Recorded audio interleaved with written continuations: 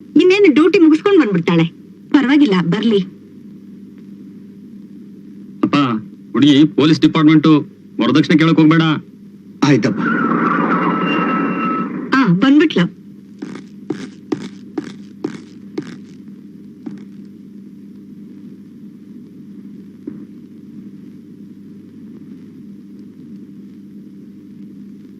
ಕೂತ್ಕೊಳ್ಳಿ, please be seated. ಒಂದ್ ನಿಮಿಷ ಬಂದೆ. ಏನಮ್ಮ ಇದು? ಹಾಲ್ನಲ್ಲಿ ಎಕ್ಸಿಬಿಷನ್ ಇಟ್ಟಿದ್ದೀರಾ?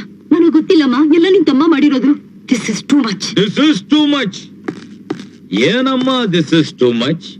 ಇದು ನನ್ನ ಜವಾಬ್ದಾರಿತನದ ಮೊದಲನೇ ಹೆಜ್ಜೆ.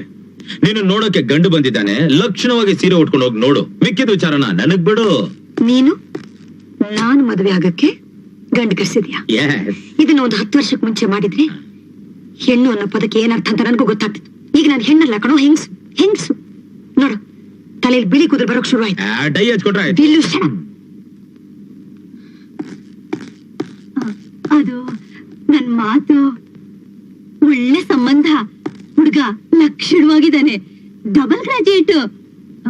ಈಗಿನ ಕಾಲದಲ್ಲಿ ಒಳ್ಳೆ ಗಂಡು ಸಿಗೋದು ತುಂಬಾ ಕಷ್ಟ.